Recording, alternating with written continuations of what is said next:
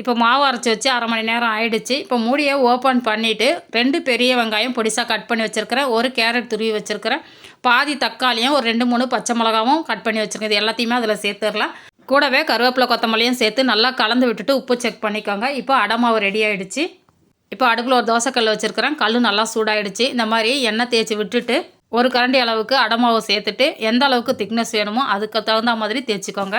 இதில் சுற்றியும் பார்த்திங்கன்னா எண்ணெய் நெய் உங்கள் விருப்பம் போல் எது வேணுமோ சேர்த்துக்கோங்க. எண்ணெய் கூட கொஞ்சம் சேர்த்துக்கோங்க, அப்போ தான் கொஞ்சம் நல்லா மொறுமொறுன்னு வெந்து வரும். இப்போ ஒரு பிளேட் போட்டு மூடி வச்சிடலாம், ஒரு 2 நிமிஷம் நல்லா வேகட்டும். அடை பார்த்திங்கன்னா ஒரு சைடு நல்லா வெந்துடுச்சு. இப்போ அடுத்த பக்கத்துக்கு திருப்பி போட்டுடலாம். அடுத்த பக்கத்துக்கு திருப்பி போடும்போது மூட வேண்டிய அவசியம் கிடையாது, இது அப்படியே வெந்து வந்துடும்.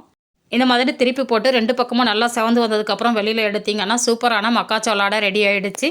இந்த அடை தேங்காய் சட்னி கார சட்னியோட சாப்பிட்றதுக்கு ரொம்ப டேஸ்ட்டாக இருக்கும். கட்டாயம் ட்ரை பண்ணி பாருங்கள். நான் சுவைக்கட்டும், ஆரோக்கியம் பெருகட்டும். நன்றி.